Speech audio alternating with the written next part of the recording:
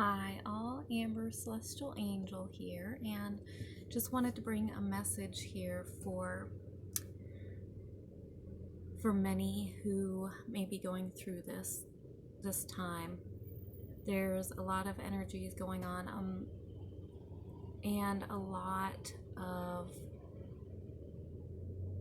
misinformation, mistruths.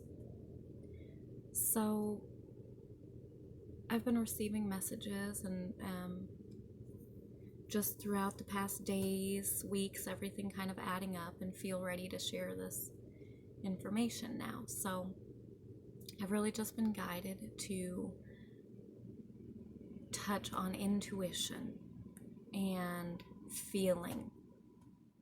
So a basis on how we can find truth. Of course, there's opening the third eye, and also the crown chakra, the heart. Now, this is the most important. We can decipher truth and decipher misinformation by allowing the heart, the soul to shine through. This is our intuition, that gut feeling you get when you feel something feels off or not right. And sometimes that can even be misguided, right? And that can be usually in the solar plexus, we'll get that. But even that can be misguided and off. Even that can be tricked into feeling something that isn't true. So how we manage that, how we get through that, the truth, finding the true truth, the core of the truth, is the feelings behind it. So through the heart center, the soul, the heart. Even when sometimes you get information that maybe doesn't make sense to your mind, right? Your mind can't quite process it, but your heart can. Your heart, you feel this resonance. Okay, you resonate with it, you feel this. That is your heart, that is your soul, that is your right guidance, that is the truth. So the truth in a frequency form carries, the truth of the truth carries a frequency with it, a vibration and a feeling through the heart. And this is how you see the truth. Here, here, here. This is how you see the truth and cut through the lies and misinformation. And when you become at this point, you can feel the truth. And it will be feelings of love, harmony, resonance. They just resonate with you in a core, at your core. And that is where you find the truth, in that place of the harmony, balance, peace. You'll feel love or whatever that sensation may be on a positive level. So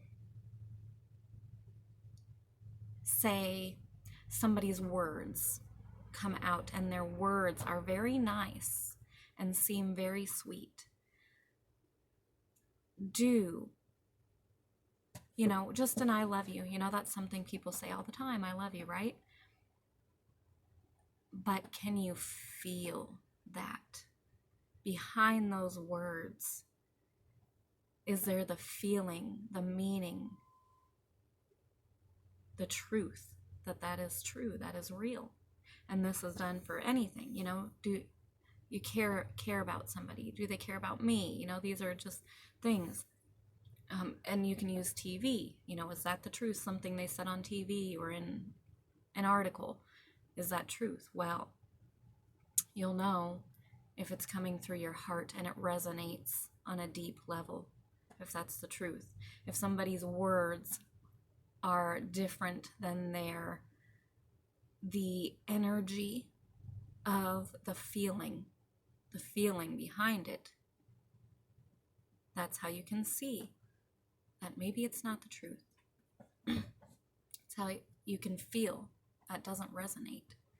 So, along with this now, there's also the aspect of observing, seeing and observing, and right? And I mean with more than our two eyes. This, our third eye, is the eye of truth. It is the eye of truth on a spiritual level, and connects with our feelings, because it's a piece of our soul where we can connect what the truth is of this reality into the spiritual sense, or our etheric body. So this has to be clean and clear, and that is through this center, the heart center, and they kind of work in conjunction.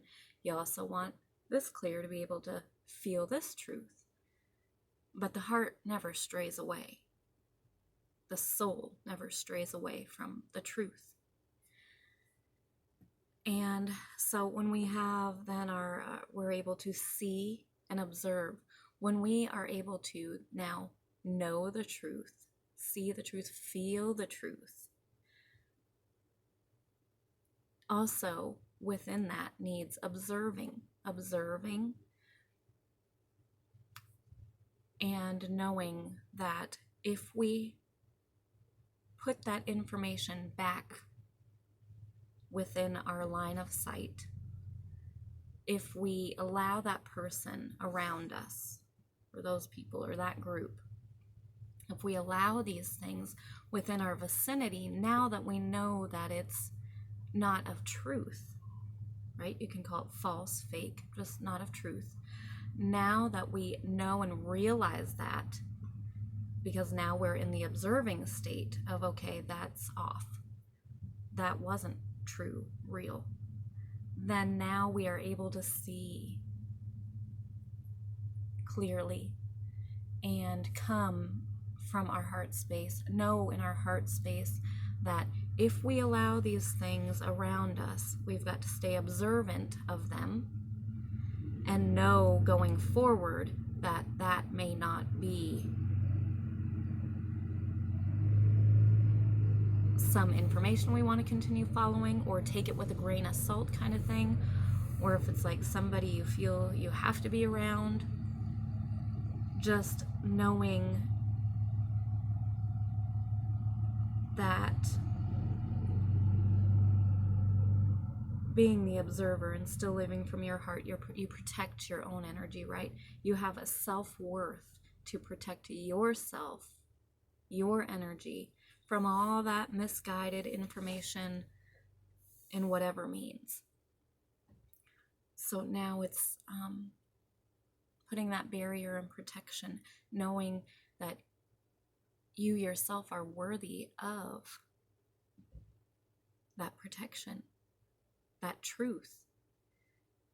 And sometimes it may be hard to face, that's for sure, but that's where courage and strength comes in, and having the courage and the strength to love yourself enough to allow that truth to be highlighted, shined upon, and still loving despite it all, and still following that guidance from the heart, from the soul. And so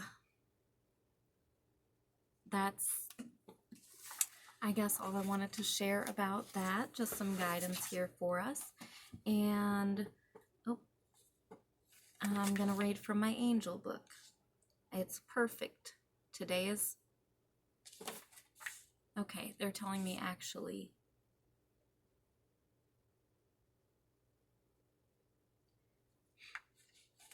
well, it's funny. I was going to do a video yesterday and I didn't end up getting to it. They want me to still read yesterday's and today's and tomorrow's, because I probably won't put another video out tomorrow. So they're saying all of these go together and share them all. It's exactly what's kind of been talked about here. So I'd read yesterday's, but not tomorrow's. I think I read today's too, but not tomorrow's. Okay, don't swallow it whole. Don't believe everything you read and never accept a label. We wouldn't swallow a mouthful of food without chewing it, and we don't need to swallow a mind full of information without assimilating it properly. We can choke on food and also on information. Just as we can choose what food to put in our mouths, we can choose what information will be food for our thoughts. Humans possess the power of analysis, the power to separate the whole into constituents and examine and interpret it for a deeper personal understanding. Analyze all information you receive, regardless of the source, and think things through for yourself. In the final analysis, the most important thing to come to your own conclusions and keep your mind free from litter. Okay, so analysis. The angelic reflection. I will consciously look to nourish myself in mind, spirit, and body by understanding what I am swallowing. So perfect, yeah. This is the analytical mind saying to analyze the information and write, but through the third eye, I'm just adding to this. Analyzing that with your third eye open, connected to the heart to see the true truth, and mind the thoughts and mind the feelings. Be mindful of it. All right, so today's we have angel appearances.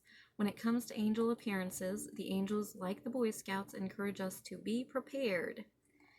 Angel appearances are part of virtually all cultural and religious traditions, whether the winged gods of the Greek pantheon, the celestial beings of the Hindus, the hairless youths of the Old Testament, or the haloed heavenly messengers of Christianity. Angels have commonly been depicted as out-of-the-ordinary beings whose identity could definitely not be mistaken.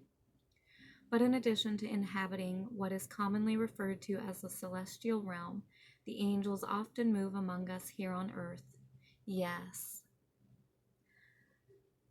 Taking the humble forms of other human beings just like us. We can encounter angels and friends, strangers, co-workers, passerbys.